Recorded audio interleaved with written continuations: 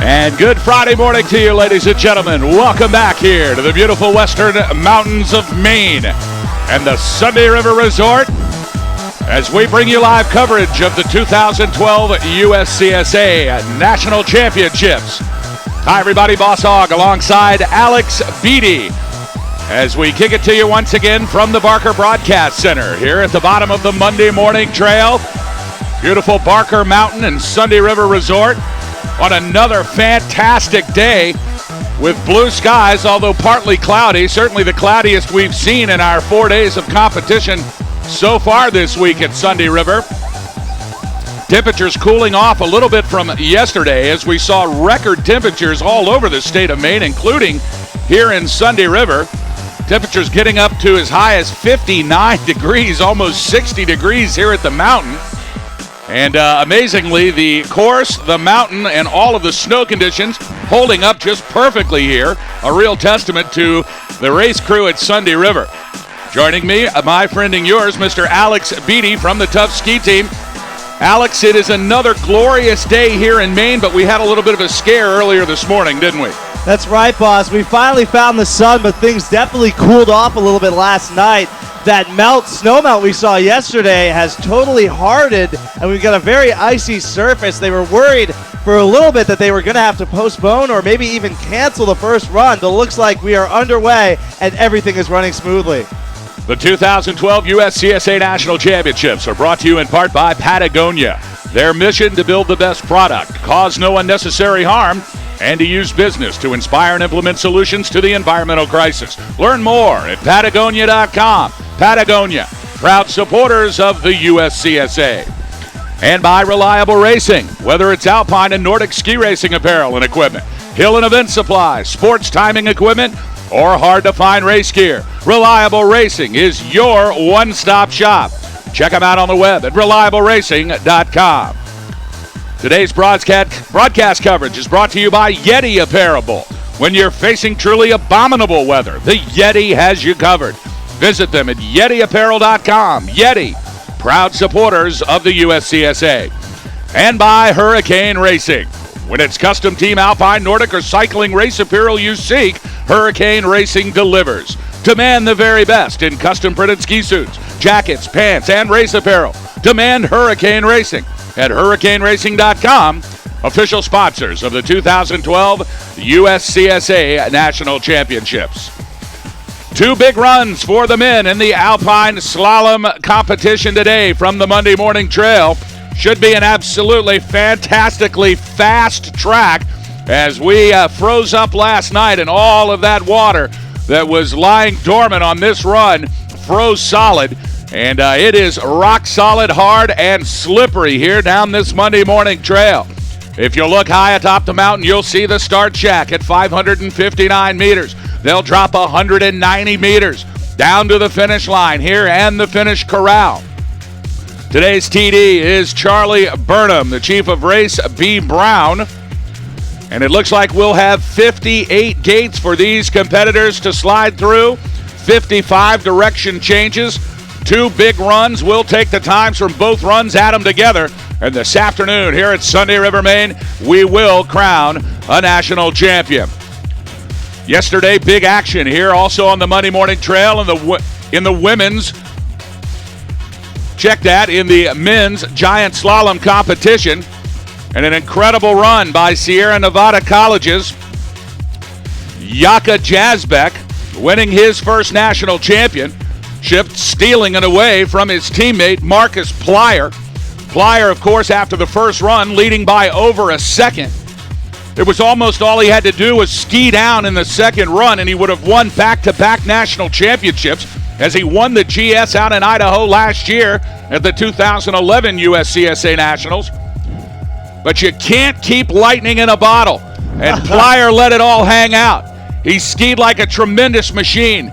And coming into the lower third, he blew out of one of the gates. He was able to recover, but he had to hike. He had scraped all his speed. And even with that, he finishes 6th in the race. So congratulations to Yaka Jasbek from Sierra Nevada College, who wins the national championship yesterday in the men's giant slalom. But also a great congratulations to Marcus Plyer for throwing down a big first run and not being afraid to let it all hang out in the second run. Alex, I suspect we'll see some of the same here today in the ladies slalom competition, a rematch of the war we saw last year in Idaho between Brown University's Kaya Mosenthal and Sierra Nevada College's Matea Furk. Furk already with a national championship in the women's giant slalom on Wednesday. She's back again now to see if she can double up and take home all the hardware in the ladies alpine competition. But there's one person from Brown University who wants to change that. After leading in the first run last year in the women's slalom, Kaya Brown had difficulty in the lower part of the course. She had to ski out. She didn't finish the second run. And although she was first fastest after run number 1, it handed the championship to Matea Furk. She wants revenge today, and we are set up for a big war here on the Monday Morning Trail, all part of the first run of the Women's USCSA Slalom National Championship. That's right, boss, and all eyes are definitely on that matchup. Of course, Matea Furk having an incredible day in the GS on Wednesday. She finished first in the first and second runs. It was amazing to watch. Of course, today I would give the advantage to Kaya Mosenthal. These icy conditions are exactly what these East Coast skiers are used to, and she's going to have no problem handling this course. We're just about 5 minutes away from our forerunners as we'll get things started here right at 10:30. The ladies' first run. It was questionable as we got out this morning, and as you said, Alex, conditions were not perfect. They were concerned that the ice sheet that had formed last night as a result of freezing had soft snow underneath it. And of course, if you break through that crust and into the slush, it can be an extremely difficult, almost impossible way down a national championship slalom run. But after some careful course inspection, a lot of folks out on the hill earlier this morning, and now the ski racers have had an opportunity to slip this course. Everything looks like we're set for a huge day of women's alpine ski racing here at Sunday River. Absolutely, boss. This is going to be a very exciting course to watch. Very technical and very turny. Not the longest course we've seen, but there's still a lot of gates in there.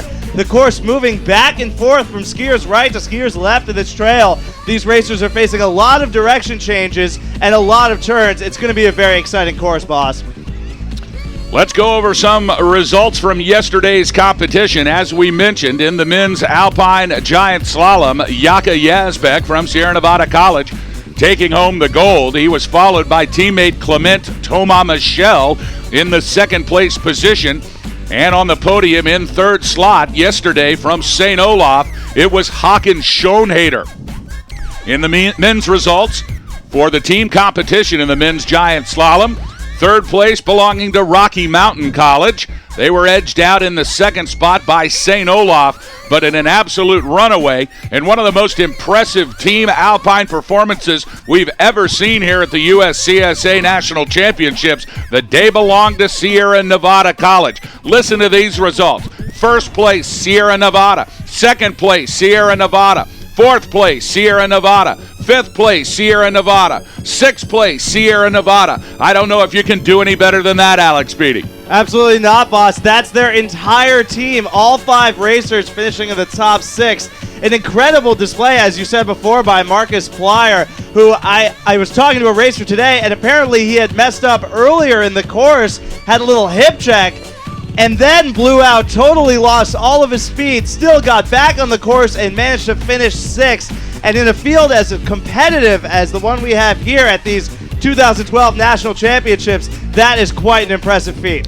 So the day belonged to Sierra Nevada College, winning the men's team national championship for the giant slalom. Yaka Jasbek also winning his first national championship for Sierra Nevada. A big day for the Sierra Nevada men here on the Monday Morning Trail. Just right next to us, we also saw the competition of the women's border cross, an incredible day of border cross racing for both the women's and the men's. Our national champion in the women's border cross yesterday from Westminster College, it was Elisa Dolgan. So congratulations to Alyssa for a great performance yesterday in the women's border cross. Moving over to the skier cross, also run yesterday here at the base of Barker Mountain. The day belonged to Michelle Podnecki. Podnecki winning the national championship for the women's skier cross from Castleton College. In the men's border cross, a big day and some absolute carnage at the top of the mountain as we got to see again some of the results of the competition. Actually began on Wednesday, but the field for the men was so big that they weren't able to finish all of the qualifying heats. They came back yesterday morning and fired things up with the men's final. And congratulations to Westminster College's Malin Pryor. Pryor winning his first border cross men's national championship yesterday here at Sunday River. In the men's skier cross division, the day belonged to Austin Taylor from the University of British Columbia. Taylor throwing down some amazing stuff, especially high at what was an absolute incredible skier cross, border cross track. And Austin Taylor from the University of British Columbia walks away with gold yesterday here at the Barker Base Lodge. So a big day for skier cross and border cross yesterday. And today we're back to Alpine Racing here on the Monday Morning Trail. As the sun now comes out and it turns into another glorious day. But again, you can wait 5 minutes here in Maine and you know the weather will change. Absolutely, and I would go ahead and say that every single racer is going to have different light conditions, boss. There are going to be some clouds moving in very shortly. We can see them moving very fast. Definitely windy up at the top, and that's going to make these conditions very different for every racer. The conditions that they saw during inspection are not going to be the ones that they're racing in. Now, ladies and gentlemen, we will ask you to please rise and remove your hats as Nate Merrill from Rochester, New York will perform our national anthem. Oh, say, can you see by the dawn's early light what so proudly we hailed at the twilight's last gleaming, whose broad stripes and bright stars through the perilous fight o'er the ramparts we watched were so gallantly streaming, and the rocket's red glare, the bombs bursting in air, gave proof through the night that our flag was still there.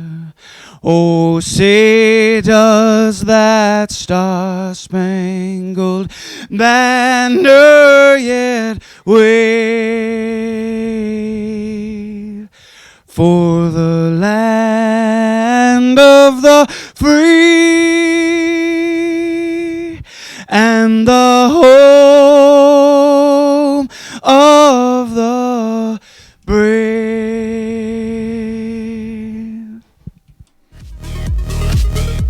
And thank you to Nate Merrill for performing our national anthem this morning as we get started for run number 1 of 2 of the ladies USCSA National Championship Alpine Slalom.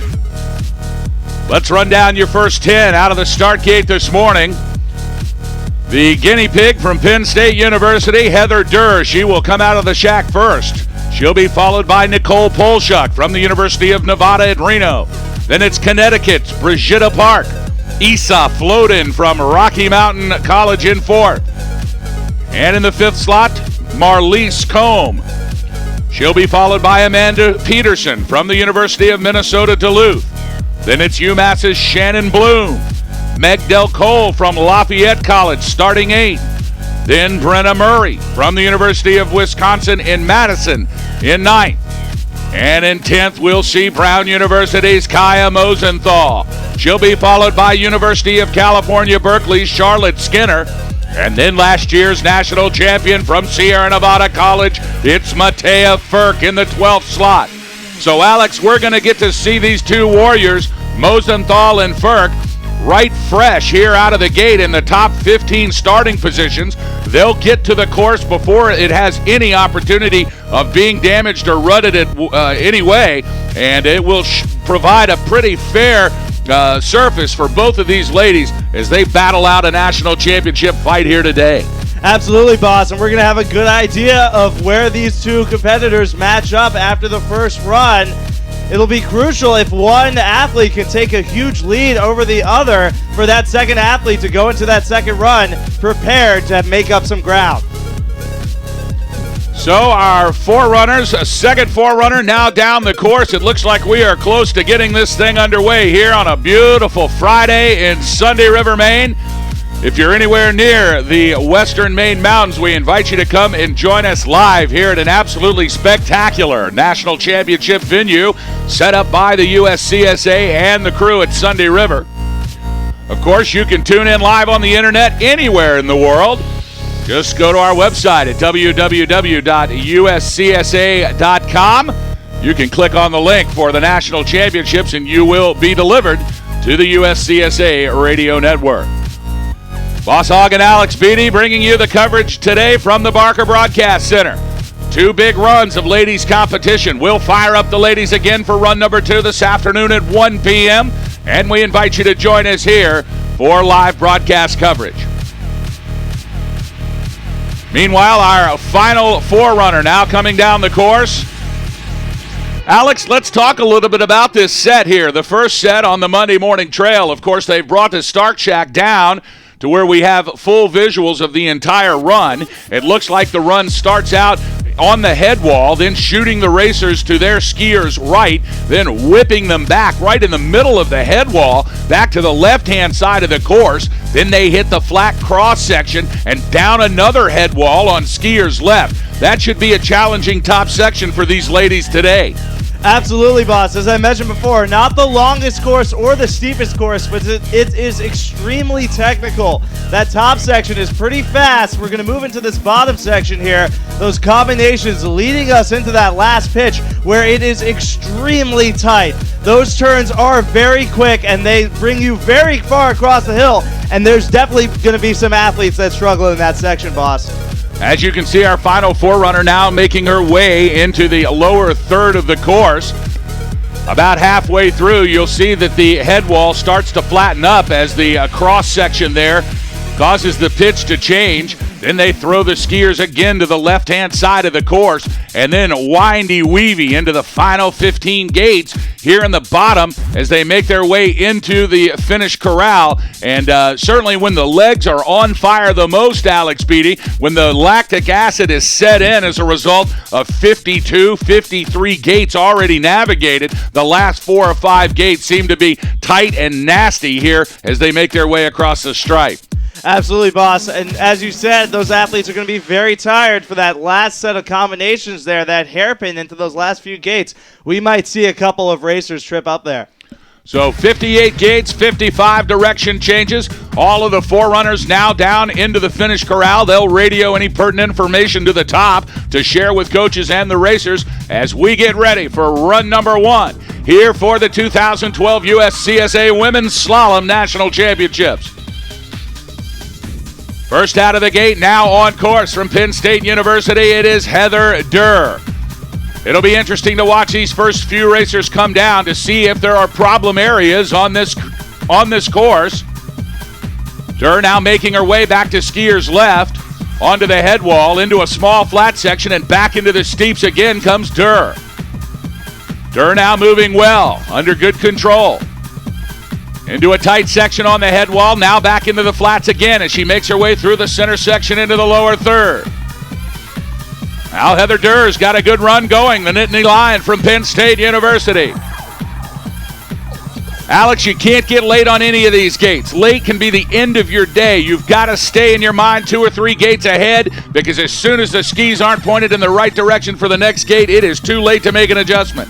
Absolutely, boss. And slalom is the most technical of these events. It's all about quickness and back and forth between these feet, switching from edge to edge and staying in this course. And a clean run for bib number 1 from Penn State University. Currently your leader here in the Women's Alpine Slalom National Championship. It's Heather Durr with a time of 59.80. A clean first run for Durr. She'll be back again this afternoon for run number 2. Next, it's University of Nevada, Reno's Nicole Polshuk. Polshuk with an incredible performance 2 days ago in the women's giant slalom. She's back again for slalom action.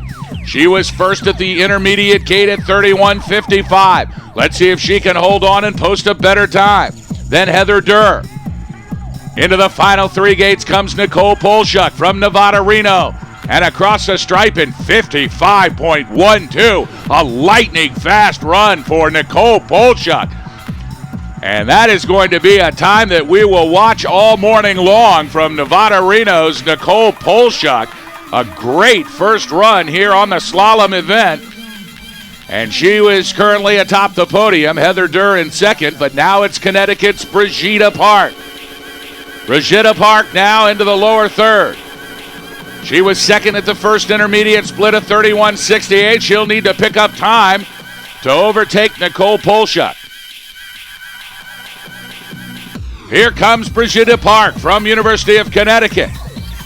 With 2 gates to go, she punches the sticks across the stripe. It's Park. And Park, good enough for first place with a 55.11. Just 1/100th of a second faster than Nevada, Reno's Nicole Polshuk. No surprises there from that great run by Brigitte Park, boss. She's a senior out of UConn, placed second in slalom at Eastern Regionals, so clearly a technical specialist. So lightning fast runs from both Polshuk and Brigitte Park. Park currently atop the board, but only by the fraction of 1/100th of a second. Heather Durr from Penn State still in third. Now it's Isa Floden from Rocky Mountain College. Isa Floden. Into the final 10 gates comes Floden. As you can see, Alex, an incredibly tight set right there in the last 5 gates. And across the stripe successfully is Isa Floden with a time of 55.58. So they're all packed together. Polshuk, Park, and Floden all in the 55-second range. Now coming out of the top third into the center section. It is the University of Rochester's Marlies Coombe. Marlies Coombe now coming down into the lower third. 4th fastest at the intermediate split gate. She'll have to make up time to get ahead of Brigitte Park and Nicole Polshuk. The line is also important. As you can see, she got late there with 8 gates to go. She had to really scrape a lot of speed just to make the gate, and once you do that in the flats, it is hard to get going again. And across the stripe comes Marlies Coombe from Rochester in a time of 1:00:51.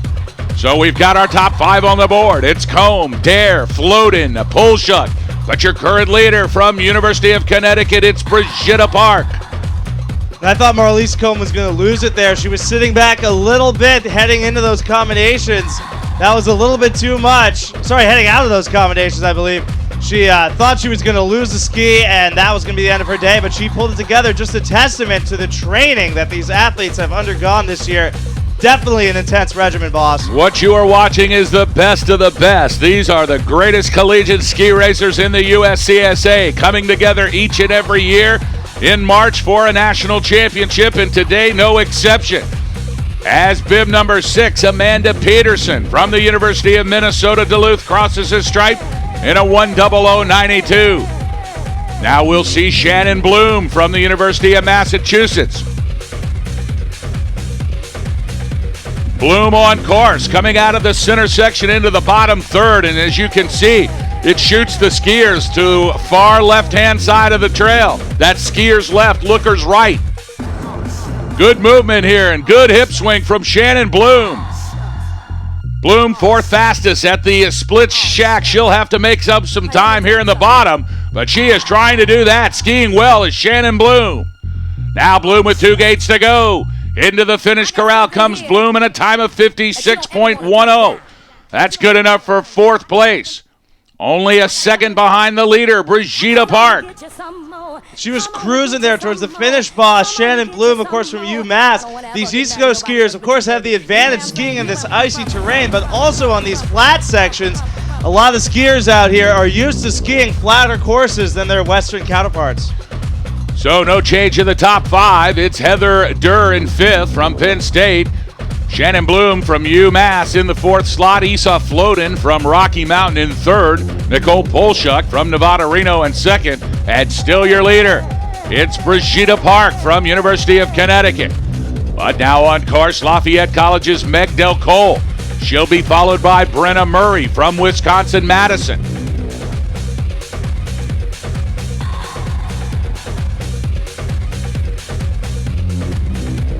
And into the lower 3rd comes Meg Del Cole from Lafayette College. 8th fastest at the intermediate split gate, and it looks like she had a tough time as she made the transition there on the hard left foot. She'll hike to make the gate. Remember, you have to finish run 1 to be afforded run 2, and there can be no national championship without 2. Absolutely, boss. It looks like Meg Del Cole will get that second run. She had to scrub a lot of speed there, came to a complete stop, and she messed up a little bit in that hairpin with that second gate. You got to be really quick moving from edge to edge, quick on your feet if you want to negotiate those turns. Here comes Brenna Murray now from the University of Wisconsin in Madison. She will have to put on a performance here in run 1 to overtake Brigitte Park. Surprisingly, Park finishing 14th in the giant slalom 2 days ago, but really throwing down an impressive first run here to stand high atop the leaderboard. Although still just 10 racers into 100 that we'll watch come down for this first run of the ladies slalom final. Now with 5 gates to go, here comes Murray from the Wisconsin-Madison. And Murray across the stripe in 57.52, good enough for 5th position. But now on course high atop the hill from Brown University, it's Kaya Mosenthal. Mosenthal wants to revenge last year in Idaho. She'll need to put 2 impressive runs together, and she's got it turned on now. Here comes Kaya Mosenthal. Oh, she almost took a gate out, but she was able to recover. She's back on course. Right over the head wall, Mosenthal had difficulty, but used her core strength to pull the skis back in, and she made the gate. Now she's back on course, back up to full speed. Here comes Brown University's Kaya Mosenthal. Mosenthal really wants it bad this year. And now with 10 gates to go, it's Kaya Mosenthal. Mosenthal punching the gates out of the way. Now into the final gate and across the stripe, it's Mosenthal. And she takes the lead, even with a slip in the middle of the course. It's lightning fast. At 53.72, good enough for the leaderboard. Kaya Mosenthal from Brown University in 1st. But now it's Matea Ferk from Sierra Nevada College. The war continues here in run number 1. Matea Ferk, your giant slalom national champion. Last year's slalom national champion. Will she have enough to overtake Kaya Mosenthal? Currently 1st after the first intermediate split. So she's got a good run going, but she had difficulty. She had difficulty on the far skier's left. She's back on course. She'll have to pick up the speed as she's skiing well. Here comes Matea Ferk from Sierra Nevada College. 3 gates to go for Ferk. Will it be enough? Across the stripe is Ferk, and it is. Matea Ferk in the lead with a 52.46. An incredible run from Sierra Nevada College's Matea Ferk. So Alex Beatty, it looks like the stage may be set for run number 2. Kaya Mosenthal in 2nd place from Brown. Matea Ferk in 1st place from Sierra Nevada College. Boy, it looks amazingly reminiscent from last year in Sun Valley, Idaho. Absolutely, boss. It's going to be great to watch that second run. Kaya Mosenthal had a little bit of a slip up there, still managing to have a very impressive run, although you can be sure she's not too pleased with it. She is really going to turn on the heat for the second run because you know she wants to win this one. So stay tuned, ladies and gentlemen. We've got a setup for a barn burner here this afternoon on the Monday Morning Run at Sunday River, Maine. We hope you'll be here and join us live in the Finish Corral or online on the USCSA Radio Network. But wherever you may be, you are in for a doozy this afternoon as Matea Ferk and Kaya Mosenthal will go at it for a national championship here at the 2012 USCSA Nationals. Let's go down your top 10 now while we have a break in the action. Currently in the 10th slot, it's University of Minnesota Duluth, Amanda Peterson. In the 9th position, University of Rochester's Marlise Combe. Heather Durr from Penn State University in 8th. Then in 7th, from the University of Wisconsin-Madison, it's Brenna Murray. And in 6th place, from the University of Massachusetts, Shannon Bloom. Rounding out your top 5 from Rocky Mountain College, it's Issa Floden in 5th. Nicole Polshuk in 4th from the University of Nevada in Reno. Then it's University of Connecticut's Brigitte Park in 3rd. Kaya Mosenthal from Brown in 2nd. And currently atop your leaderboard with a lightning fast run of 52.46 from Sierra Nevada College. The champion in the giant slalom 48 hours ago, it is Sierra Nevada's Matea Ferk. Now back to live action from Cornell University. Ashby Sussman on course. She'll be followed by Syracuse's Julia White, who awaits her first run from the start shack. Meanwhile, here in the bottom of the course with 10 gates to go, it's Sussman. Now Sussman punching the gates. 3 to go, 2 to go, 1 to go, and across the stripe comes Ashley Sussman from Cornell University in a time of 59.91. That's good enough currently for top 10. Remember, folks, we take the top 30 times here on run number 1. We reverse that order. They call that the flip in ski racing. And that reverse order is what leads off run number 2. So the 30th fastest time in the morning session will start first in the afternoon session. We'll work our way down to the fastest qualifiers and crown a national champion here today. All that coverage begins 1 p.m. Eastern Time on the USCSA Radio Network. Now it's Julia White from Syracuse University. Into the lower third, and the final 8 gates come White. She'll be followed by British Columbia's Samantha Bisnair. But now across the stripe, it's Julia White from Syracuse with a top 10 time of 58.57. Good enough for 8th position. That's right, and Julia White, the senior out of Syracuse, is majoring in competitive bullfighting. I didn't know they were still running that program at Syracuse, of course, known historically to have a very strong bullfighting team. It's exciting to see a ski racer dabble in some less conventional sports. You know, one day, Alex, the bull's going to win. Because you know what happens if you mess with the bull. You get the horn. Yeah. Now with 8 gates to go, it's Samantha Bisnair from British Columbia. Bisnair skiing well. A great performance from all of the British Columbia skiers here in this national championships this week in Sunday River as Bisnair crosses the stripe in 56.37. Very competitive. Good enough for 7th position. Meanwhile, now down at the top, moving into the center section, it's Jill Clevenger from Clarkson University. She'll be followed by Morgan Duffy from the University of Washington as Duffy awaits her first run in the start shack. But now on course, Jill Clevenger. Out of the head wall, into the flats, and to the lower third comes Clevenger from Clarkson. Clevenger with the 10th fastest intermediate split of 33.47 as she makes her way into the lower section. Here comes Jill Clevenger, Clarkson University's finest.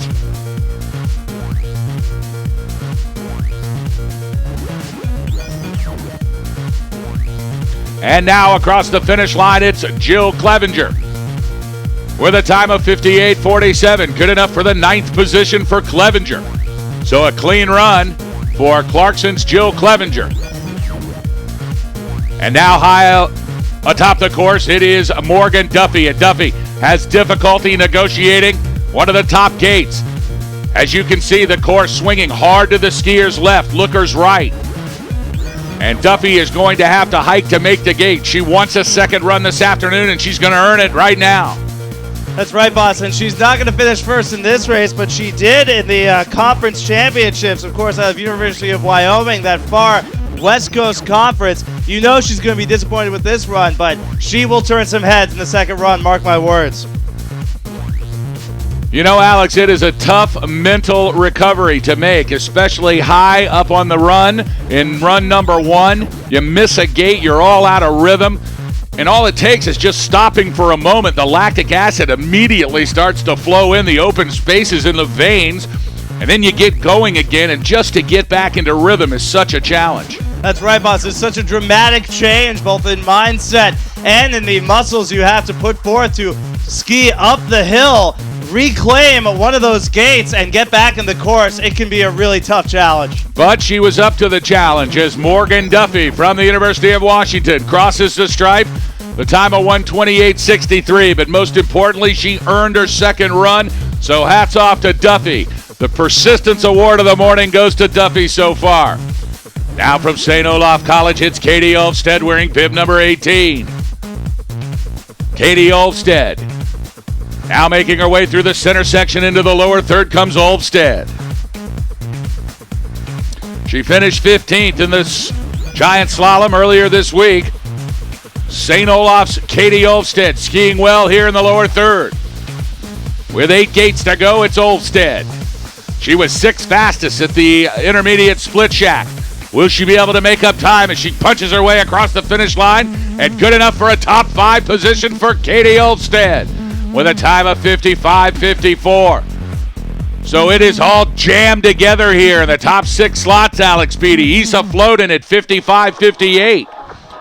Katie Olfstead at 55.54. Nicole Polshuk at 55.12. Brigitte Park at 55.11. And then the 2 lightning rods. Kaya Mosenthal from Brown at 53.72. And still your leader from Sierra Nevada College, it's Matea Ferk with a 52.46. It will be a duel between Mosenthal and Ferk. The two are separated by almost 2 seconds from the rest of the pack. It's still anyone's race, but it's going to be really hard for one of those racers to catch up to those times. Meanwhile, it's Caitlin Forbes now coming across the finish line in a time of 55.98. Caitlin Forbes. That's St. Anselm College's Caitlin Forbes. And that's good enough for 7th position for Forbes. So a good run for Caitlin Forbes. She'll be back for run number 2 this afternoon. Now from the Dirty South in the University of North Carolina at Chapel Hill, it's Emily Kuzmala. Kuzmala through the center section into the bottom third.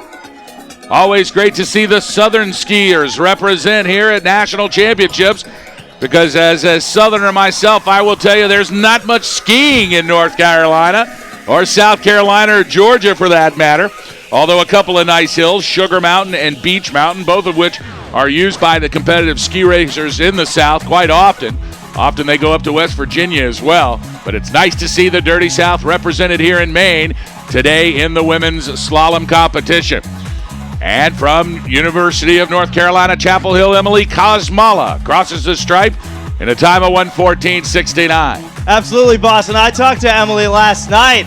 She said she's really happy to be here. She was aware that she probably wasn't going to win the race, but she still wanted to turn some heads with a great performance from down south. She looked great out there, boss. She told me that the giant slalom course she skied on Wednesday was 3 times longer than any she had skied in her life. It's great to see her out there putting everything out and putting down some impressive times. Maybe we'll get Emily to come into the broadcast booth and explain to us in detail what a Tar Heel is. I'd love to know.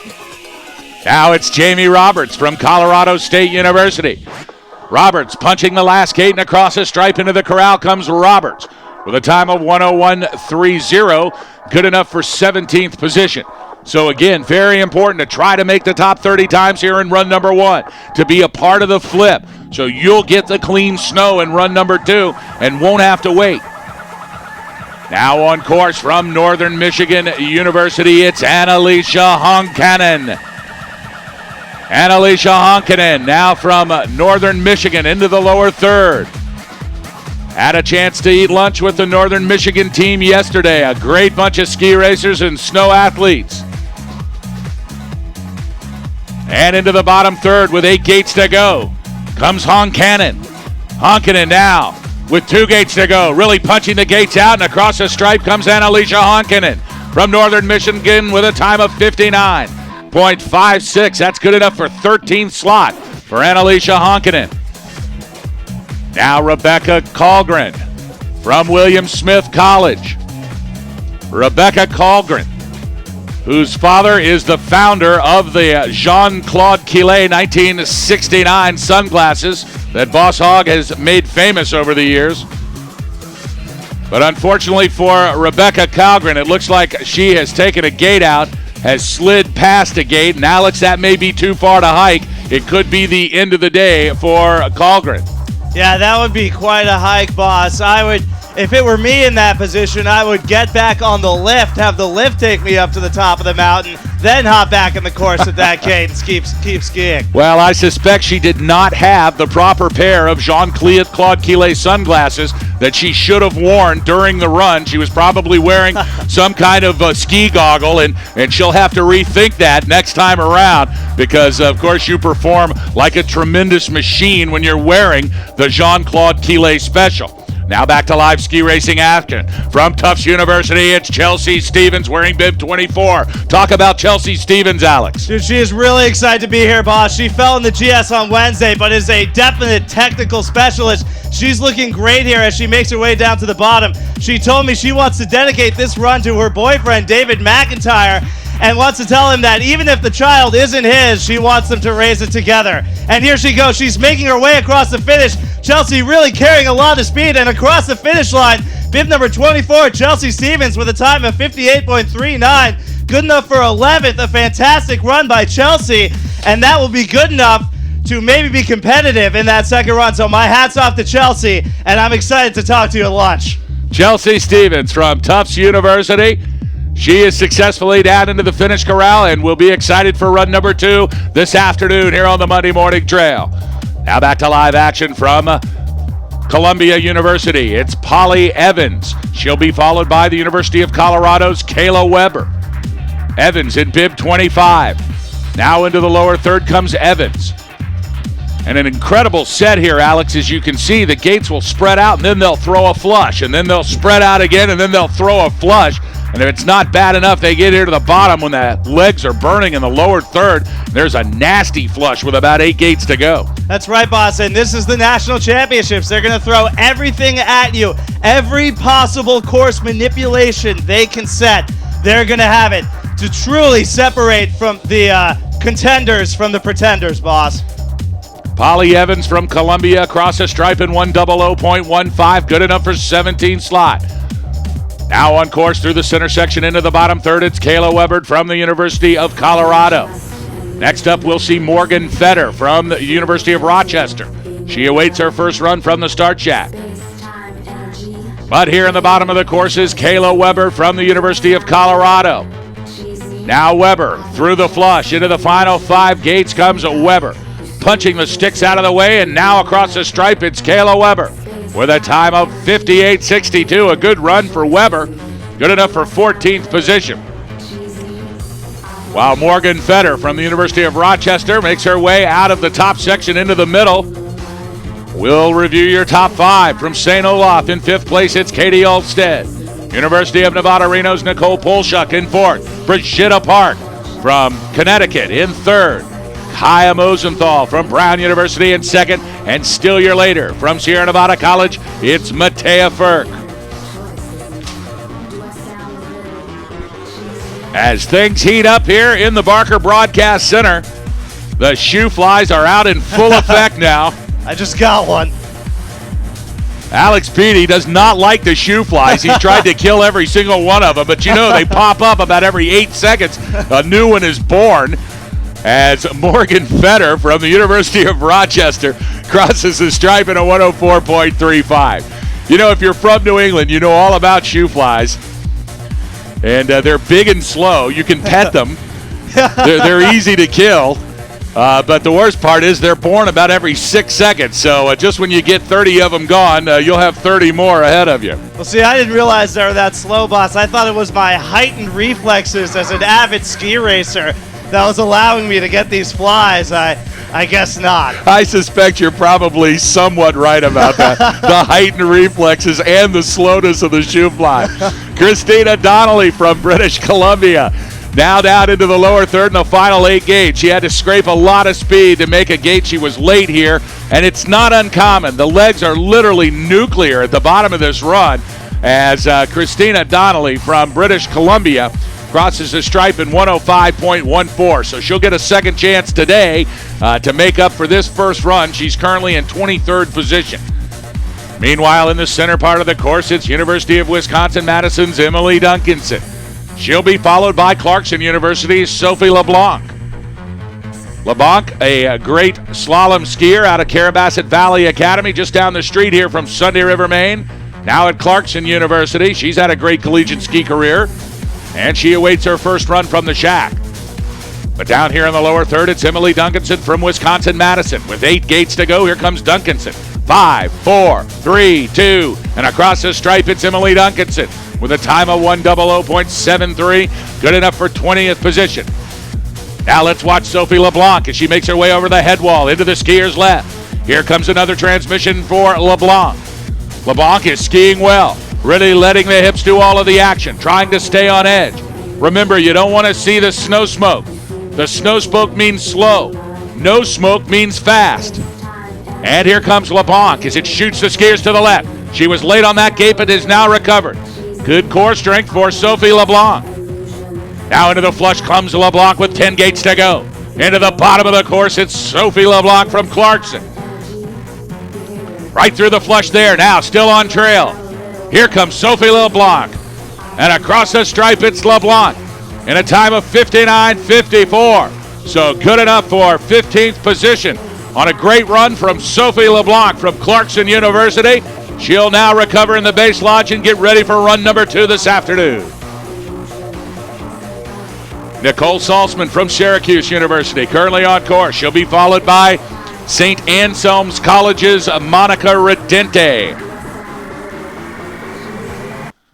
Now it is Nicole Salzman from Syracuse out of the center section into the lower third. 17th fastest at the intermediate split gate. Let's see if she can keep it going. Got a little late there, but now back on course. Here comes Salzman. Salzman skiing well, looks comfortable on the skis. Trying to keep her body pointed downhill on the line. Here comes Salzman from Syracuse. And across the stripe hit 58:64. A good time for Salzman. That's good enough for 15th position. That's right, boss. And you can see this course getting torn up by these racers, some gates flying out. These brittle snow conditions due to that refreeze last night. It's going to cause some wear and tear on the gates, but these course workers really putting on a course clinic there, getting the course ready, and we haven't had a hold yet. Very impressive stuff. Hats off to this Sunday River race crew for putting this Monday morning trail back together early this morning. Jake Treadwell had the troops out in force. He was barking orders at them. And only a 30-minute delay as we got things underway, and it looks like it is holding up relatively well, especially here at the bottom where things are warmer, as Monica Redente from St. Anselm's College crosses the stripe in a time of 58:44. A good run for Monica Redente from St. Anselm's. That's good enough for 12th position. So things moving wildly here as positions changing rapidly. Let's go over the top 15. In 15th, it is Kayla Weber. Julia White in 14th. Clevenger in 13th. Monica Redente in 12th. Chelsea Stevens in 11th. Brenna Murray in 10th. Samantha Visner in 9th. Shannon Bloom in 8th. Kaylin Forbes in 7th. Isa Floden in 6th. Katie Olstead in 5th. Nicole Polshek in 4th. Brigitte Park in 3rd. And the battlers, Kaya Mosenthal in 2nd and Matea Ferks still atop the leaderboard. Julia Mason from Lafayette College. Now into the lower third comes Mason. She'll be followed by Catherine Roysch from the University of Minnesota Duluth, and now from University of Washington. In the start shack, it's Allison Howe. Lafayette College's Julia Mason now into the final gate, and across the stripe comes Mason. The time of 106.29. She'll be followed by Catherine Roysch. And from University of Washington, Allison Howe. She's awaiting to drop in.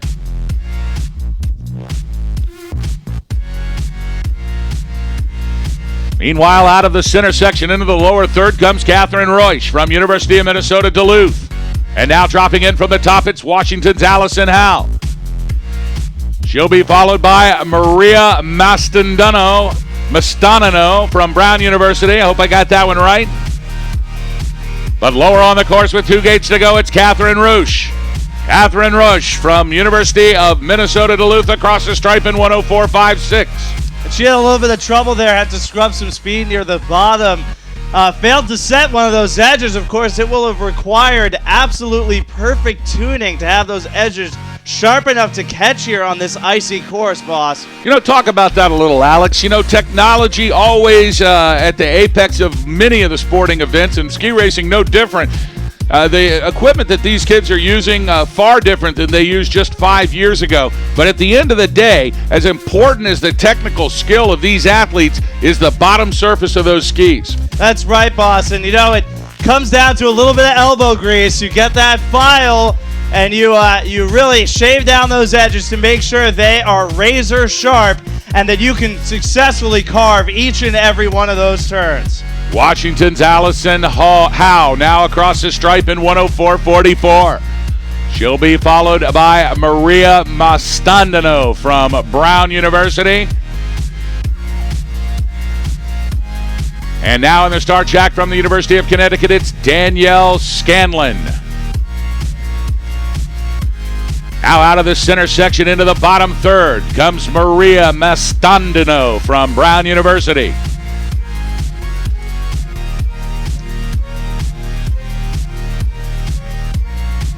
As what has turned into an absolute beautiful day again here. 4 in a row in Western Maine. Who would have thunk it in March? Temperatures warming up as Maria Mastanino from Brown University. And a great time for Maria Mastanino in a 57.18. Good enough for a top 10 finish.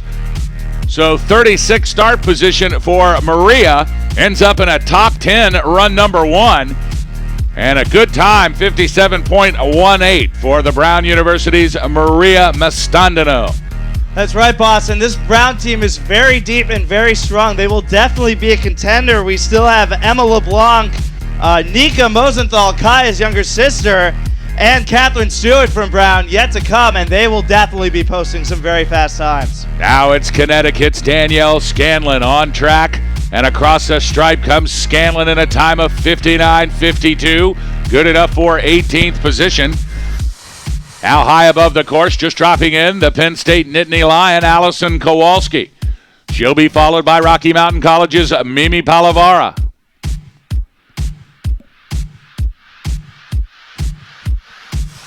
Your leaderboard still looking like Julia White from Syracuse in 15th. And it's Jill Clevenger from Clarkson University in 14th. 13th belonging to Monica Redente from St. Anselm's College. In a 12th position, Chelsea Stevens from Tufts. Brenna Murray in the 11th slot from Wisconsin-Madison. Rounding out your top 10, it's Maria Mastanduno. Is that right? Mastanduno. I just got corrected from the timer who knows how to pronounce the name, so thank you very much. Mastanduno. Maria Mastanduno from Brown University. I won't mess it up again. Now it's Allison Kowalski from Penn State University into the lower third in the final 8 gates. Mimi Palavara from Rocky Mountain now on course, wearing bib 39. She'll be followed by Sophia House. And across the stripe comes Kowalski from Penn State in a time of 1:15.90. Mimi Palavara from Rocky Mountain College. Coming out of the top third into the center section and across the head wall as it shoots the skiers back to the right. Then they come back to the left as they get into the flat. And into the final third of the course comes Mimi Palavara from Rocky Mountain College. Looks like she tore out a gate there, boss. Just as I suspected, these conditions not conducive to keeping the gates in the ground, but those course workers right on it, immediately getting over there and putting it back in. Great job, guys. And the final gate comes Mimi Palavara from Rocky Mountain College in a top 10 time of 56.71 for Mimi Palavara.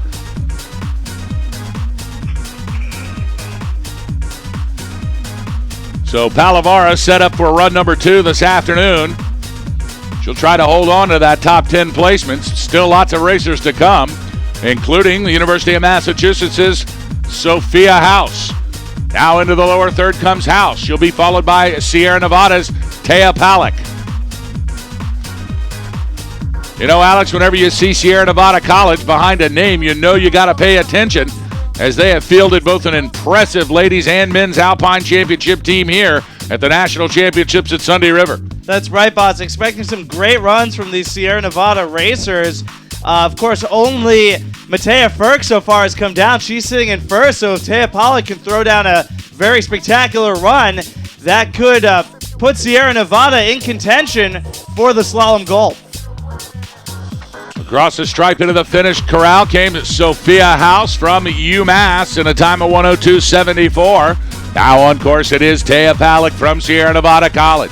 She'll be followed by St. Olaf's Madison McLaughlin, who's now dropped in. Jesse Evans from Cornell awaits her first run.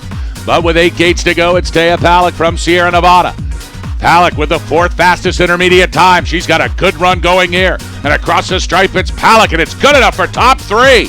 Taya Palick from Sierra Nevada College, way back in the field in slot 41. Throws down a burner at 54.32. It's good enough for 3rd position. So just as we said, Alex, Sierra Nevada College, you got to watch every one of them because they have an impressive ladies Alpine team put together here this year. And Taya Palick with a 54.32, good enough for 3rd position. So that changes things in the top 5. 5th, Nicole Polshuk now from Nevada Reno. Brigitte Park from University of Connecticut in 4th. Taya Palick now in 3rd spot from Sierra Nevada. And still Kaya Mosenthal from Brown in 2nd. And the leader, Matea Ferk from Sierra Nevada in the top spot. Meanwhile, back to live action now. Madison McLaughlin from St. Olaf across the stripe in 101.68. And wearing bib 44 from Cornell University in the center section, now it's Jesse Evans. She'll be followed by Catherine Condit from Lafayette College.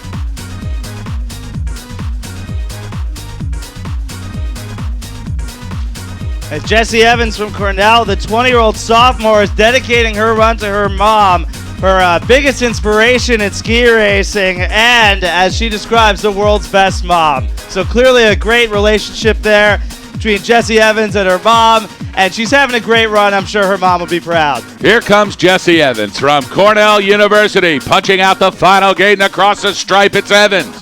Evans with a time of 105.05. But a clean run for Jesse Evans. That'll earn her a 2nd try this afternoon, as we will bring you live coverage of the women's Run 2, and we'll crown a national champion here today. All starts at 12:45 Eastern Time. Our coverage on the USCSA Radio Network with a 1 p.m. start time for run number 2 for the ladies' 2nd run. Catherine Condit from Lafayette College now on course, wearing bib 45. And now dropping in from the top, it is the University of Washington's Madison McInnes. Because Catherine Condit out of Lafayette grew up skiing at Jiminy Peak, actually where I learned to ski as well. It's a fun mountain out there by Williams College where that Williams team, I believe they're Division I NCAA, they get a lot of practice in. It's a great place to ski and a great place to learn. And across the stripe comes Catherine Condit from Lafayette College with a time of 1:19.38. University of Washington's Madison McInnes now on course. And awaiting her first run from Penn State University, it's Rebecca Wong. Looks like McInnes having some difficulty as she made her way over the crossroad back into the steep section. But she was able to make the gate. Now she's back on course. So Madison McInnes making her way into the lower third and will try to earn a second run here today. Of course, I talked to Madison McInnes before the race. She's a freshman out of University of Washington. She told me she can do a 270, hoping that she's not going to do one in the course today. That's not too conducive to speed in the ski race. And across the stripe now comes Madison McInnes from the University of Washington with a time of 1:20.40. Rebecca Wong now in the top third, flying down in from Penn State University. And Wong, it looks like she's got a clean run going. She'll be followed by Sarah Schaefer from Clarkson University. But Matea Ferk still the fastest from Sierra Nevada College, 52.46, quite impressive.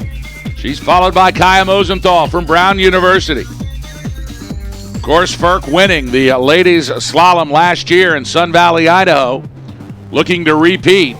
But Kaya Mosenthal doesn't want that to happen, as Mosenthal led after first run in Idaho, had difficulty in the second run. So anything can happen in ladies ski racing. We'll see it all here today on the Monday Morning Trail, as Rebecca Wong from Penn State University crosses the line in 1:10.15. Now Clarkson's Sarah Schaefer makes her way out of the center section into the lower third. She'll be followed by the University of California, Berkeley's Lindsay Reichert. Of course, Clarkson a powerhouse both in Alpine and Nordic. I heard they had some trouble getting the Nordic venue prepped for today's race. They lost a lot of snow in the melting last night, but it sounds like they did get the race underway, and we'll probably get you those results sometime tomorrow. Should be a very exciting mass start race. I believe a 15-kilometer race, so really impressive endurance required for those athletes. Sarah Schaefer now safely into the finish corral from Clarkson University with a time of 1:00.74, good enough for 28th place. Of course, Schaefer has to hold on and wait to see if that's going to hold up in the top 30 flip.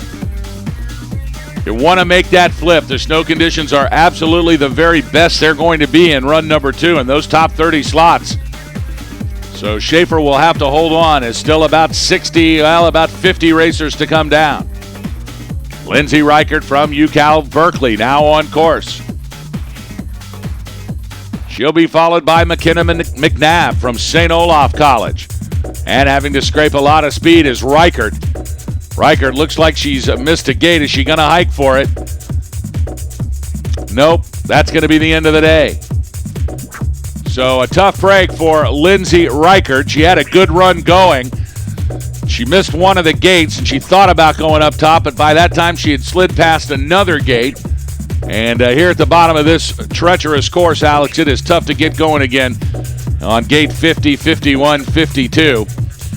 And that'll be the end of the day for Reichert. Now McKenna McNabb from St. Olaf College on course wearing bib 50. She'll be followed by St. Anselm's College, Kirsten Huff. And McKenna McNabb is hiking there on that flat section where the Lazy River Trail cuts across this Monday morning trail. A very difficult pitch change there has thrown a lot of athletes, and she was no exception, but she's back on course making great time, setting some great turns there, and she'll still finish with a pretty impressive time.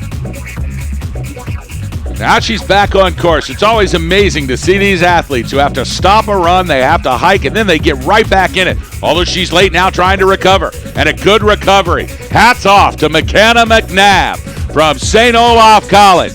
That is real drive and fire right there, ladies and gentlemen, as St. Olaf's McKenna McNabb crosses a stripe in 1:15.71, but most importantly, earns a second run this afternoon because she wanted it that bad. It's always great to see it, so congratulations to McNabb. That's right, boss. And as we've mentioned so many times before, it's exhausting to do that hike. And you saw her scrub some speed again towards the finish there, no doubt, because her legs were burning from having to ski uphill. These skis, of course, designed to do anything but go uphill. She had a lot of trouble there, but she still finished well, and we'll see her again in the afternoon. St. Anselm's College, Kirsten Huff now on to the final two gates, and across the stripe comes Huff in a time of 1:02.10. Caroline Clayson now from Sierra Nevada College. And Clayson has difficulty on the second gate. Can you believe it? Caroline Clayson. That's rough, boss. You have the whole field watching you up there. The last thing you want to do is screw up on that first or second gate, and that just sets the precedent for the whole run. Of course, she's back on course, making great time now, but she already knows that she is not going to win this race. Clayson finished third 2 days ago in the women's giant slalom. A fantastic ski racer, one of the many of Sierra Nevada College here at the USCSA Nationals this year. But a real tough break for Clayson as she got out of the start gate, and you wonder if something happened. What happened as it was the second gate of the run. Almost she shot out of the box too fast, it looks like, and literally was behind on gate 2. Now back into the flow, but an awful tough break high atop this Monday morning trail for Caroline Clayson from Sierra Nevada College, and that's a time of 128.07, 47th position. So she's not going to make the flip, and a real tough break for the third place finisher in the giant slalom. It just shows you, Alex Beatty, anything can happen in championship ski racing. We see just about everything happen here at the USCSA Nationals, and we've got an exciting second run coming up for you this afternoon. We hope you'll stay tuned here on the USCSA Radio Network as Boss Hogg and Alex Beatty bring it to you from the Barker Broadcast Center here at beautiful Sunday River, Maine, on a glorious Friday afternoon with blue skies and warm temperatures as Emma LeBlanc from Brown University crosses the stripe in an impressive 58.05. So as we were talking, Emma LeBlanc quietly and stealthily snuck in with an incredibly fast time of 58.05 from the 53rd starting position. That's good enough for a 14th slot for Emma LeBlanc from Brown. That's right, boss. And Brown now having 3 racers in the top 14. They're the team to beat. It will take some fast runs from a racer out of Sierra Nevada or Rocky Mountain to supplant Brown for that top spot. But, of course, a lot of talented racers from those schools yet to come. Now coming across the finish line, it's Megan Thies from Rocky Mountain College. Thies with a time of 103.12. She'll be followed by the University of Rochester's Brianna Patasak. Check that, Brianna Patasak, now wearing bib 56. Coming out of the center section into the lower third is Patasak. And she'll be followed by Cornell University's Liza Dingle. Dingle now awaiting her first run from the top. Liza Dingle from the amazing family of the inventor of the Dingle Cam. In fact, it appears her father, Jeff Dingle, the inventor of the Dingle Cam, is in the audience today. And we hope that's true, because if he is, he needs to make his way immediately to the Barker broadcast booth. We want to interview him about the Dingle Cam. Meanwhile, Brianna Patasak from University of Rochester across the stripe in 42nd position, 107.65. And now on course, it's Liza Dingle. Dingle with a good top third run going. Letting the hips back left to right, keeping the body pointed down on the line. And Dingle still fast. Boy, Liza Dingle, could she make a top 30 finish here? Could the mere thought of the Dingle Cam drive her and propel her into a top 30 position? Here comes Liza Dingle. Cornell University's Liza Dingle, 42nd fast after the first intermediate split. She'll have to make up time here in the bottom. Oh, and Dingle hooks a gate. Now she's down. Dingle is down.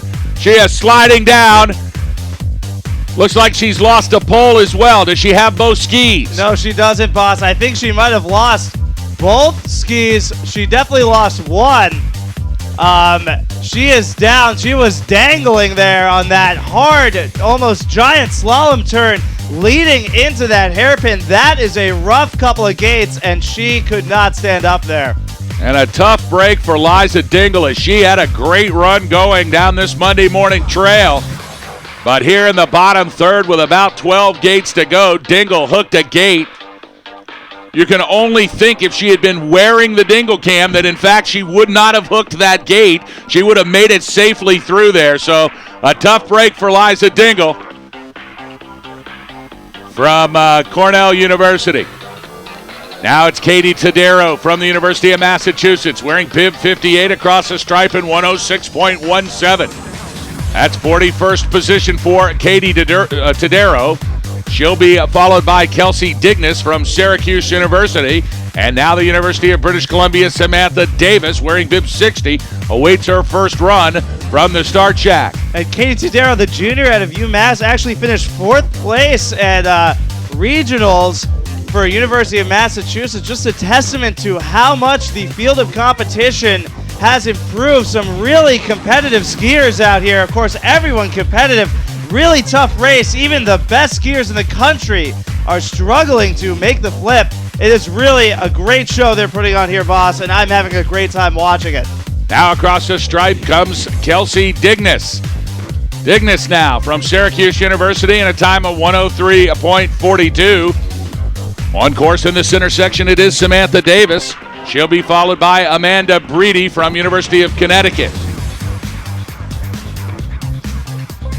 Of course, Kelsey Dignas has written here that she loves dancing on tables, and that brings up an interesting point, boss. I had the opportunity Don't tell us you had the opportunity to see her dancing on tables. No. I had the opportunity to go to the bib draw last night for this race, and coaches brought up an interesting point. They said that 4 racers had been disqualified for pole dancing, and that I thought was truly bizarre. Of course, what he meant was they had incorrectly hiked some of the gates. The rule for hiking is that you have to go around the gate when you hike. May go a full 360 degrees unless they've set an outside gate. You have to do that or else you'll be disqualified. And 4 racers didn't know that rule and did not get a time for yesterday's race. So it was really interesting to hear that. It was really quite an interesting scene at that bib draw, boss. Well, I'm most impressed by the redefinition of pole dancing after the description of Samantha or Kelsey Dignas's bio here in the broadcast center.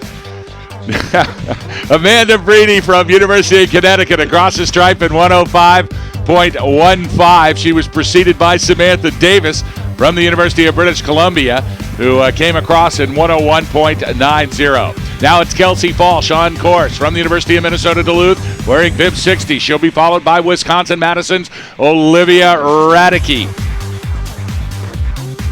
Meanwhile, into the lower third comes Kelsey Falsh from the University of Minnesota Duluth.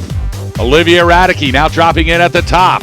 And Cornell University's Caitlin Wolcott awaits her first run wearing bib 64.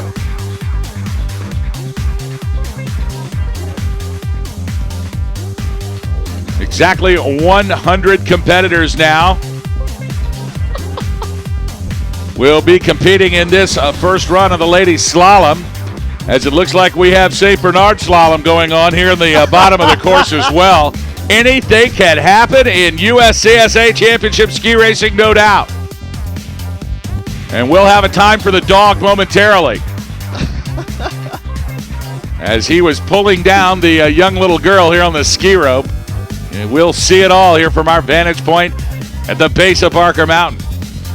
Meanwhile, Kelsey Falsh from the University of Minnesota Duluth across the stripe in 130.59. She'll be followed by Wisconsin-Madison's Olivia Radicke. And now on course from Cornell, it's Caitlin Wolcott. Melissa Curley from UMass at the start shack, awaiting run number 1. But with 8 gates to go, it's Olivia Radicke from Wisconsin-Madison.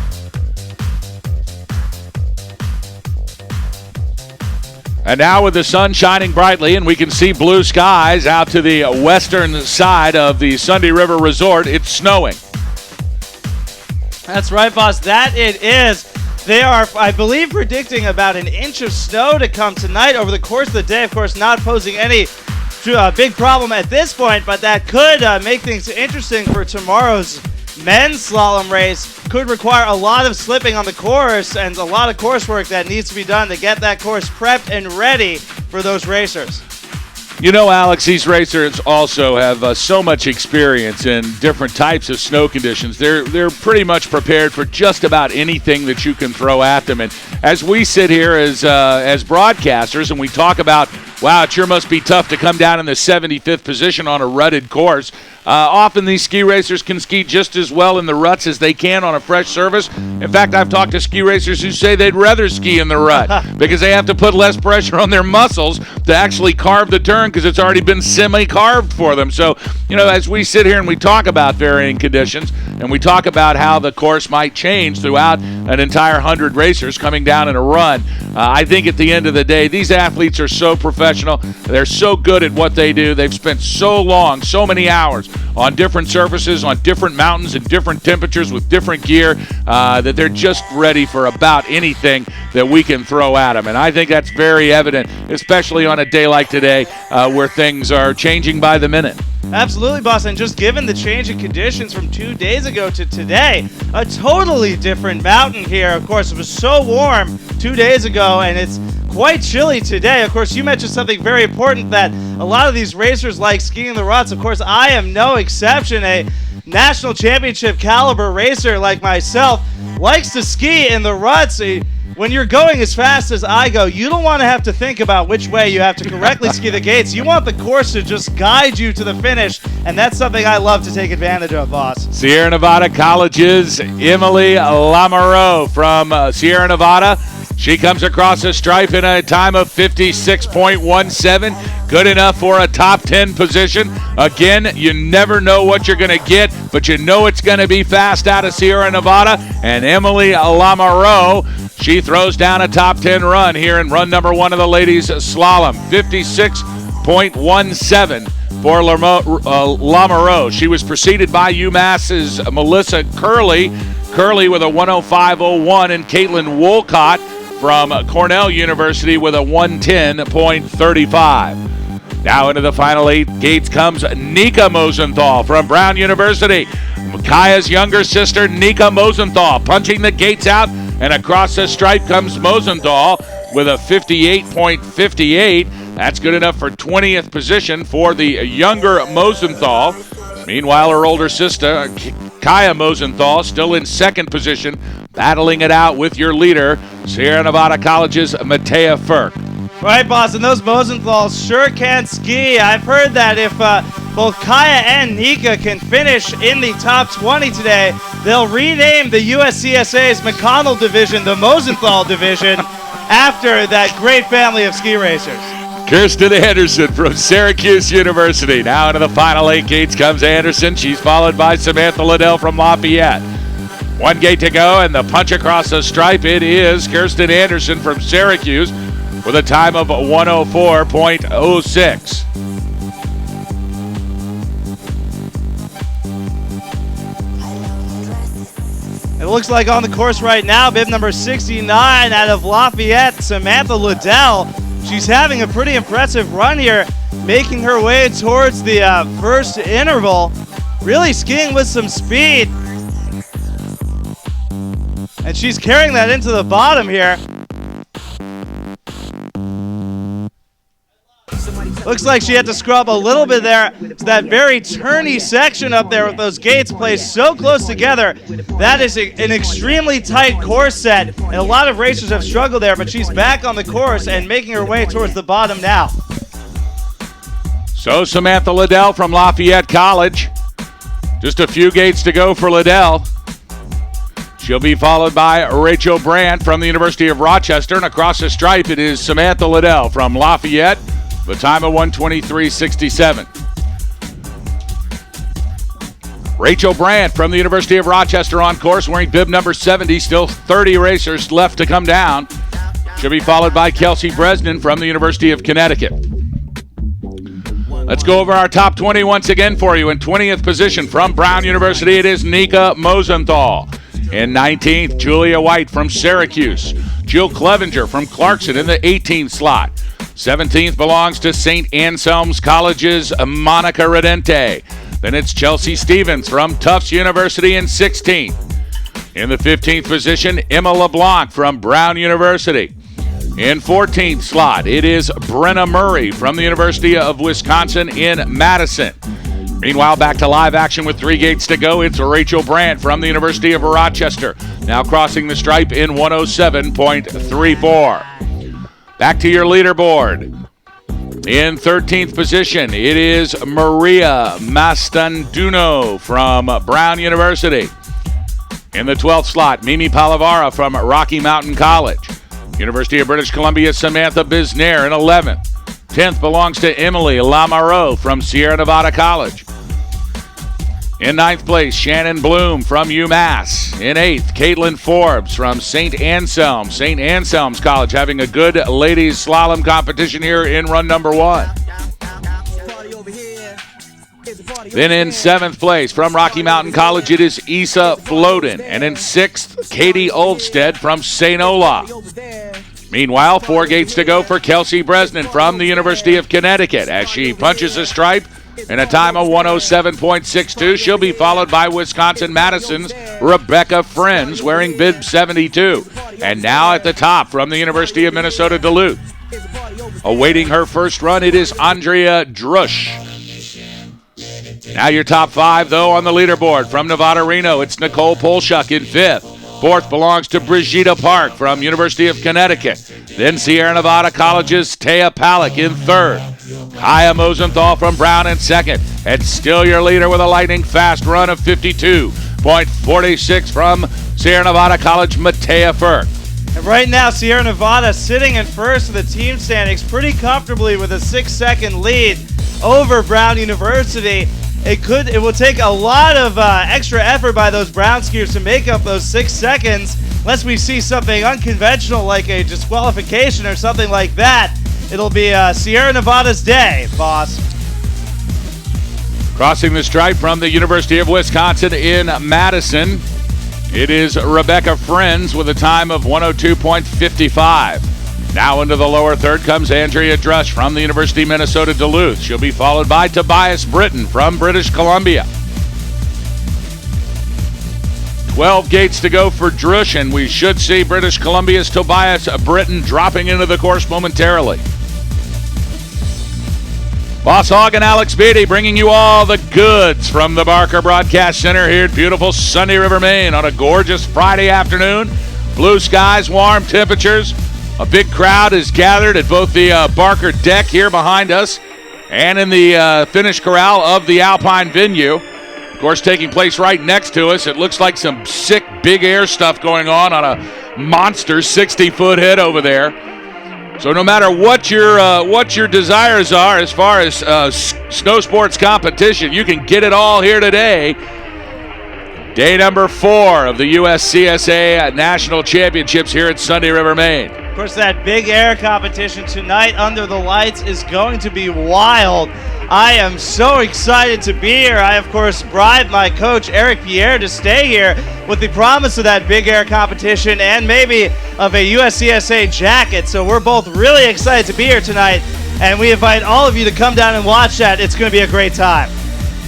Meanwhile, across the stripe from British Columbia, it's Tobias Britton with a time of 103.42. She was preceded by the University of Minnesota Duluth's Andrea Drush with a time of 111.38. And now from St. Anselm's College, Tara Byrne on course wearing bib 76. She'll be followed by Kathleen Steffeli from St. Olaf College, awaiting her first run in the start shack. Now out of the top third into the center section comes Tara Byrne from St. Anselm's College. Don't forget tonight, ladies and gentlemen, at 7 p.m. it is the USCSA Big Air Celebration as some of the finest freestyle skiers and snowboarders in the United States collegiate ranks will perform for you tonight under the lights. Live music from the band Axis Armada. Things kick off at 7 p.m. with a big food spread. We'll have announcements and all kinds of fun stuff, including a big prize giveaway from our official sponsors of the 2012 USCSA Nationals at Patagonia. So make your way here to Sunday River tonight at the Barker Base Lodge. The party kicks off at 7 o'clock. It'll be like nothing you've ever seen before. We hope you'll join us here at beautiful Sunday River tonight at 7 p.m. Meanwhile, Tara Byrne from St. Anselm's College across the stripe in 112.52.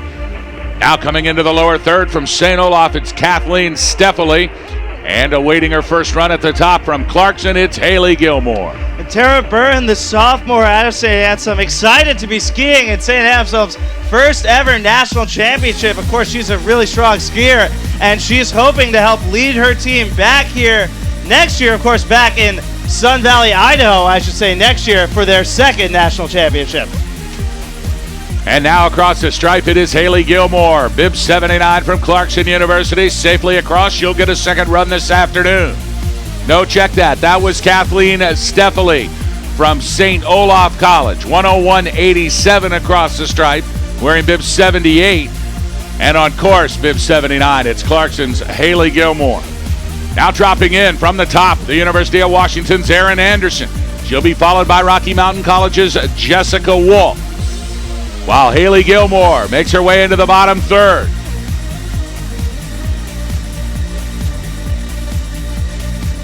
Lots of great ski racing and snowboarding competition here at the USCSA National Championships at Sunday River. We're glad you've decided to join us. If you're listening in the World Wide Web, welcome to the USCSA Radio Network. Now across the stripe, it is Haley Gilmore from Clarkson in a 104.98. And now on course, Erin Anderson from Washington, making her way into the lower third. No change in the top 10. It's Lamoureux, Bloom, Forbes, Floden, and Olvstead. Then in the top 5, Polshuk, Park, Palick, Mosenthal. And still your leader from Sierra Nevada, Matea Ferk. We got a lot of coursework being done right now, boss. These courseworkers keeping this course great and in prime condition for these racers. The fact that these racers, even at the bottom of the pack, are still tearing out gates is just a testament to how fast and how competitive the field is here at the 2012 USCSA National Championships. And across the stripe comes Erin Anderson from the University of Washington in a 123.65. She'll be followed by Rocky Mountain College's Jessica Wolf. And now in the start jack from Penn State University, the Nittany Lion, Elizabeth Pasquale. Coming down the head wall, in through the center section, it is Jessica Wolf from Rocky Mountain College. Let's go over some schedule changes here for the second run of today's Women's Alpine Slalom National Championship. The second run inspection will begin at 12:30 this afternoon. It'll run for a half hour until 1 p.m. The entries close at 12:45. The entries for all close at 1 o'clock. The coaches need to be in place at 1:20. Our four runners will start at 1:24. And at 1:30 this afternoon, we will fire up run number 2. And at some point, crown the ladies' national champion here for the 2012 USCSA Women's Slalom Final. Jessica Wolf comes across the stripe from Rocky Mountain College in a 106.72. And now coming into the lower third, it is Penn State's Elizabeth Pasquale. She'll be followed by Kayla Weiserek from the University of Minnesota Duluth. And boss, I'm just going to go ahead and read out some team standings right now for the first run. Of course, that second run still pending. A lot can change. Right now in first place, Sierra Nevada, 6 seconds faster than Brown in second. And then it is almost too close to call. Rocky Mountain College sitting in third. Only a second separates all three of those racers from St. Anselm. And then 2 seconds between St. Anselm and Clarkson. So it's still anybody's race with St. Olaf, UConn, and Syracuse mere seconds behind. Less than 5 seconds separating the 9th place team from the 3rd place team. It is anyone's race, boss. Tight competition in the ladies team division as Kayla Weiserek from University of Minnesota Duluth makes her way into the lower third. But now in the start jack and dropping out from Sierra Nevada College, it is Hedvig Spangs. Hedvig Spangs from Sierra Nevada. She is one to watch. A great performance last year out in Idaho from Spangs. We'll see what she can throw down here late in the afternoon on run number 1. Meanwhile, Weiserek across the stripe in 108.51. But Sierra Nevada's Hedvig Spangs now over the head wall into the center section, and she is skiing well. Hedvig Spangs is a great slalom athlete. Now Spangs into the lower third, and she's got a good run going here. Let's see if Spangs can make it into the top 30. Hedvig Spangs from Sierra Nevada College into the final 12 gates comes Spangs. Good technical skill from Spangs. She wants to make the flip. And here comes Hedvig Spangs across the stripe in a time of 1:00:48, and she does. She makes the flip in 29th position. So Spangs will start close to the front of the pack most likely here in the afternoon run, starting at 1 p.m. today here on the Monday. Check that, 1:30 p.m. today here on the Monday Morning Trail. Hedvig Spangs, the senior out of Sierra Nevada College, originally from Stockholm, Sweden, wants to dedicate her run to all her teammates through her 4 years of skiing with Sierra Nevada. She says it's been a great crew and she's sorry to leave, but she has really had an impressive first slalom run here at her final USCSA National Championships. You know, Alex, I didn't see Hedvig Spangs in the giant slalom race 2 days ago, and I was sad that she might have not made the Nationals here or somehow did not show up for USCSA Nationals, but seeing her name on the screen put a big smile on my face. You know, announcers love to say certain names, and my favorite name has always been Hedvig Spangs. So we're glad she is with us today from Sierra Nevada College, and I will enjoy calling her name once again this afternoon for run number 2. Meanwhile, Rocky Mountain College's Heidi Armstrong comes across the stripe in 1:07.54. And on course, wearing bib 87 from the University of Connecticut into the lower third comes Denali Graham. Dropping in from the start shack, it's Catherine Stewart from Brown. She'll be followed by Penn State's Hillary Daigle. Meanwhile, 3 gates to go for Denali Graham from Connecticut. And here comes the Husky across the stripe in a time of 1:06.91. Catherine Stewart from Brown now moving into the center section. She'll be followed by Hillary Daigle. Still no changing your top 10. Emily Lamoureux from Sierra Nevada in 10th. Shannon Bloom in 9th. From UMass, St. Anselm's College, Caitlin Forbes in 8th. It's Rocky Mountain's Isa Floden in 7th. And Katie Olstead from St. Olaf in 6th. Rounding out your top 5, Nicole Polshuk from Nevada Reno in 5th. Then it's Brigitta Park from University of Connecticut in 4th. Taya Palick in 3rd from Sierra Nevada. And Kaya Mosenthal from Brown in 2nd. Leading still from Sierra Nevada, Matea Ferk. As Catherine Stewart from Brown University crosses the stripe in 1:01.56. She will now take a break and get ready for run 2. This afternoon, things firing up. At 1:30 p.m., we'll start our broadcast coverage on the USCSA Radio Network right at 12. Check that, 1:15 p.m. That's right, boss. And this Browns team is really strong. All 5 racers finishing in the top 35, with 4 finishing in the top 20. Of course, it's only those top 3 times that will count to the team, but having finishers, all of your finishers in the top 35 is huge. Of course, if one team member falls, one of those times will end up counting, and that can be all important in crowning the team champion. Brown University's Catherine Stewart, our last competitor across the stripe in 1:01.58. Now it's Hillary Daigle coming across in a time of 1:14.56. And on course from UMass, now moving into the center section, it's Lauren Ross. Clarkson University's Michaela Stebbins, wearing bib 91, will be down next.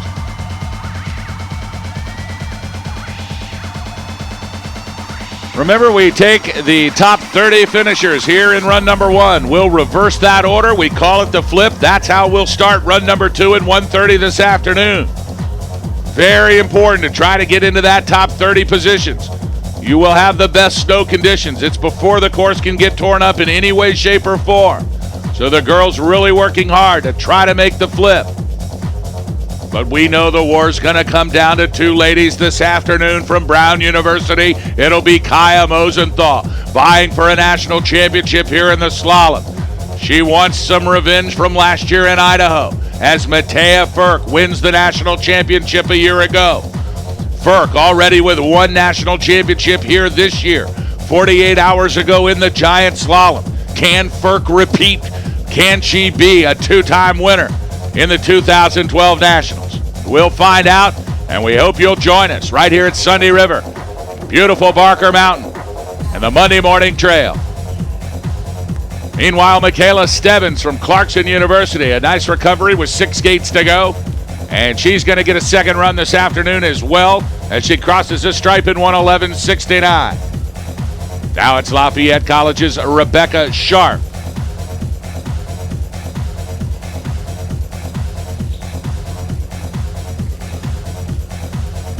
Just to recap our last 2 racers, Lauren Ross from University of Massachusetts in a 109.31, and Michaela Stebbins from Clarkson University in a 111.89. Stebbins wearing bib number 91 and Lauren Ross wearing bib number 90. Now on course. Into the lower third, it is Lafayette's Rebecca Sharp. She'll be followed by Kelly Karnoff from University of Wisconsin in Madison.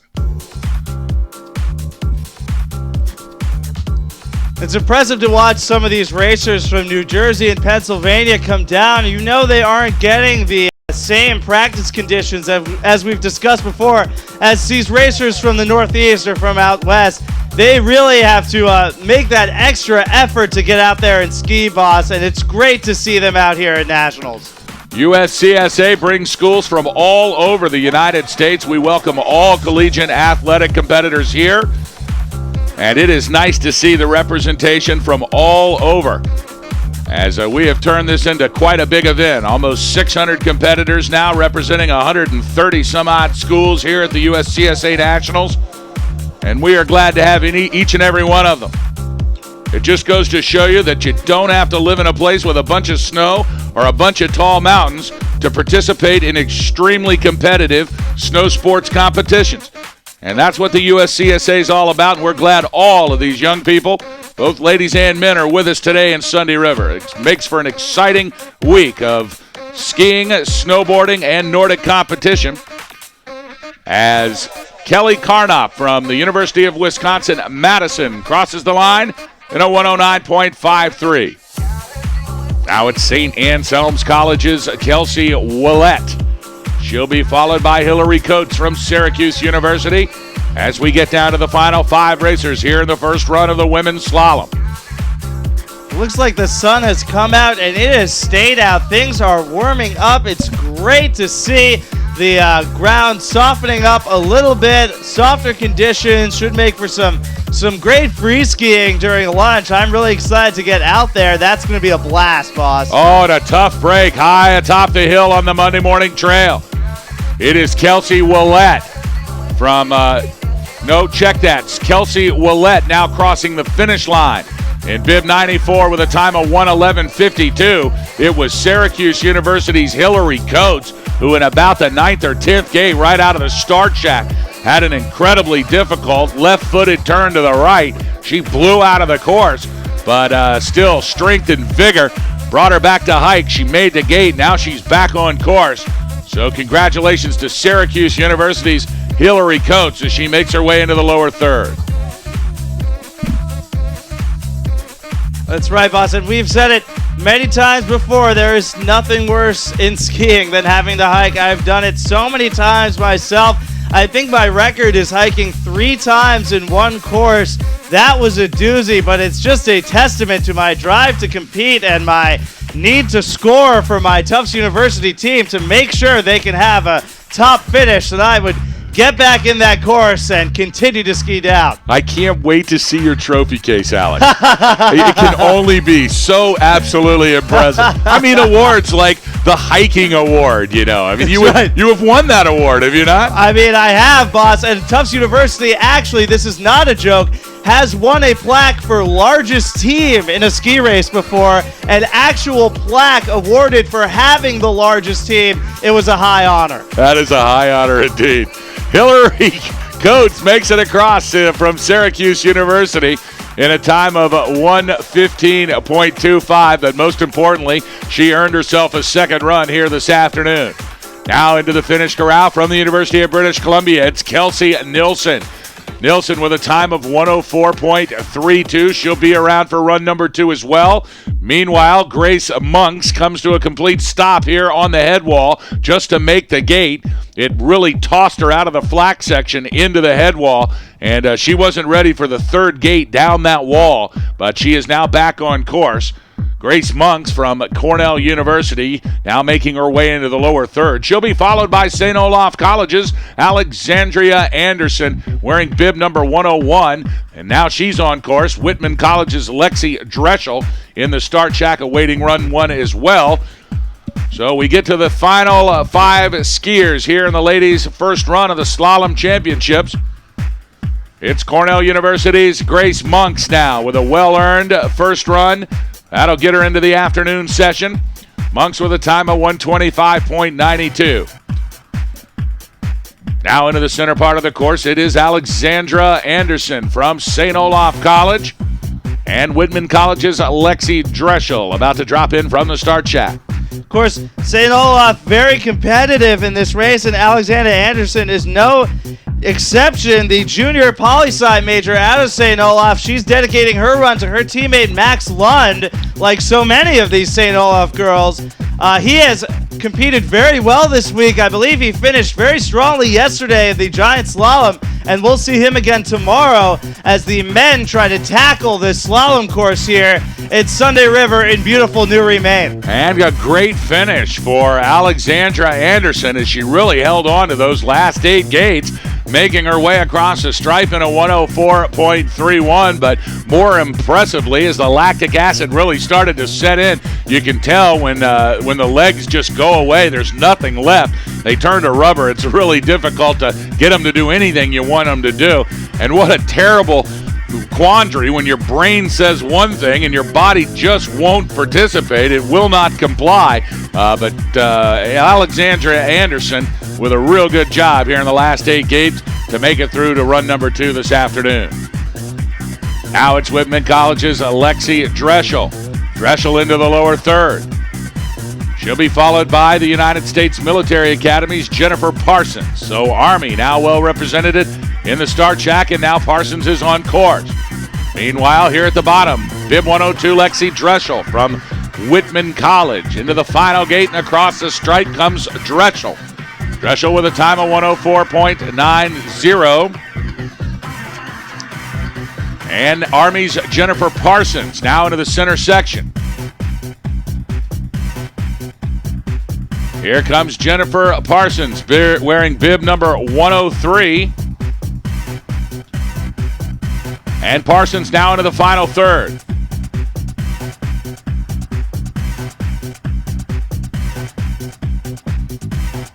So it has turned out to be a gorgeous afternoon here in Sunday River. We will be set at 1:30 this afternoon for the second run of the Ladies Alpine Slalom Championships. They'll, of course, pull the poles, and they will make a whole new course for us. And boss, if we've seen anything, we're going to know that this next course will be radically different. It'll be a totally different set. Could be very fast. Well, this course was very technical. We'll see a totally different course, and it will surely pose a challenge to these athletes, but they can handle it for sure. Meanwhile, across the line from Army comes Jennifer Parsons with a time of 118.32. She'll be followed by Whitman College's Tori Anderson. Now Anderson on course wearing bib number 104. And now dropping in from the top, it is Alexandra Lycan, also from the United States Military Academy, just starting her run. She'll be followed by her teammate Ashley Murray wearing bib 106. Meanwhile, 3 gates to go for Tori Anderson from Whitman College. And into the finish corral comes Anderson with a time of 108.06.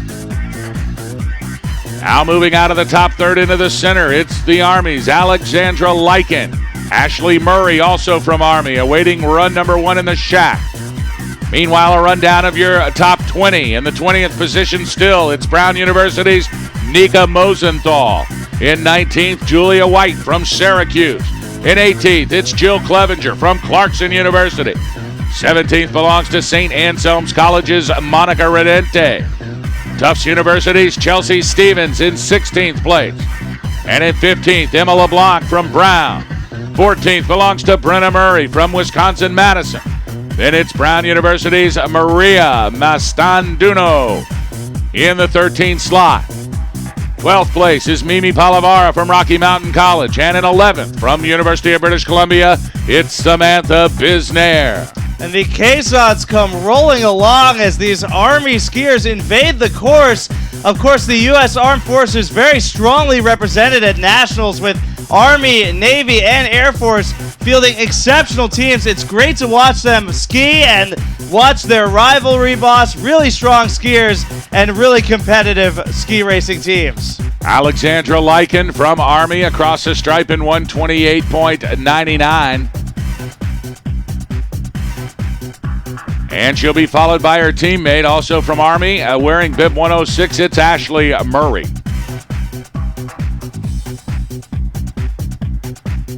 Now Whitman College's Anna Stebbins in the gate wearing bib number 107. Ashley Murray coming into the lower third now. And we should see Stebbins dropping in momentarily.